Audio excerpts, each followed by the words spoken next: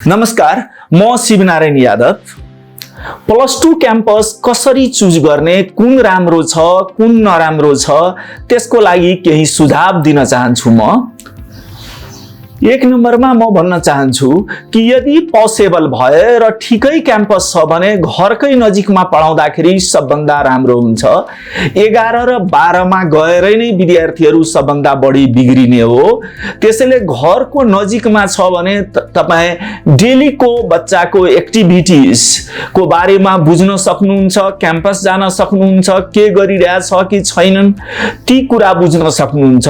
तर बाहिर अलिकति गाह्रो हुन्छ। होइनन् बच्चा चाहन्छन् वा तपाई चाहनुहुन्छ काठमाडौँमै पढाउने भने काठमाडौँ एकचोटि भिजिट गर्नुस्। बच्चासँग आफू पनि आउनुस्, 5-7 वटा 10 वटा क्याम्पसमा भिजिट गर्नुस्।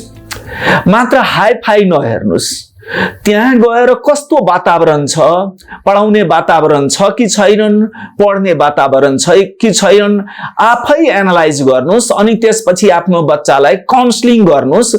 यो साथीहरूकै भरमा ठुलो क्याम्पस जाने र धेरै पैसा खर्च गर्ने जुन एउटा लहलहै छ, होडबाजी छ, त्यतातिर मात्र गएर हुँदैन।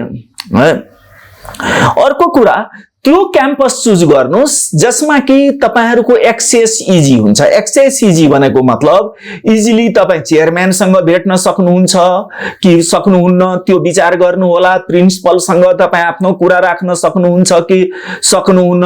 विद्यार्थीको इन्डिभिजुअल केयर हुन सक्छ कि सक्दैनन्। रिपोर्टिङ तपाईको पोजिटिभ नेगेटिभ जे रहेछ त्यो हुन सक्छ कि सक्दैनन्, पोसिबल छ कि छैनन्, त्यो कुरा पनि विचार गर्नु होला। किनकि बच्चा बाहिर हुन्छन् र यहाँ हामी हेरिरहेछौं काठमाडौँमा अक्सर बच्चा बिग्रिरहेका हुन्छन्।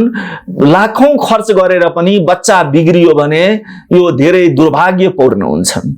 त्यसपछि अर्को कुरा के रहेछ भने चौथो कुरा कि फ्याकल्टी त्यहाँको कस्तो रहेछन्। एउटा धेरै क्याम्पसहरुमा देखाउने एउटा हो र पढाउने अर्कै हुन्छ। 1-2 जना पीएचडी गरेका हुन्छन्, उनीहरुको बोर्डमा ठूलो नाम हुन्छन् तर क्लास लिदैनन्। अर्थात क्लास लिने टिचरहरु कस्ता रहेछन् ती कुरा पनि पत्ता लगाउनुस्। त्यहाँ जुन स्टुडेन्ट पढिरहेछ, तपाईको नजिकको स्टुडेन्ट पढिरहेछ भने बच्चाहरुसँग सोध्नुस् कि देखाउने मान्छे अर्थात बोर्डमा देखाउने मान्छेहरुले क्लास लिइरहेछ कि छैनन्, त्यो कुरा पनि पत्ता लगाउनुस् अनि मात्र एडमिसन गराउनुस्। त्यसपछि अर्को लास्ट कुरा के रहेछ कि त्यहाँको फिडब्याक सबभन्दा बढी कुनै क्याम्पसको फिडब्याक त्यहाँ पढिरहेका पुरानो विद्यार्थीहरूले दिन्छन्। विद्यार्थीसँग सोध्नुहुन्छ भने एक्चुअल कुरा भन्छन् र उनीहरूले सजेसन दिन सक्छ कि यहाँ यस्तो छ, यो पोजिटिभ छ, यो नेगेटिभ छ। हुन त यसको मतलब मैले जे कुरा भने त्यति मात्र छैनन्, अरु पनि धेरै कुरा होला। तर मलाई जे लागेको छ त्यो मात्र शेयर गर्न खोजे। धन्यवाद। है त्यति मात्र एडिट गरेर निकाल्दिनु।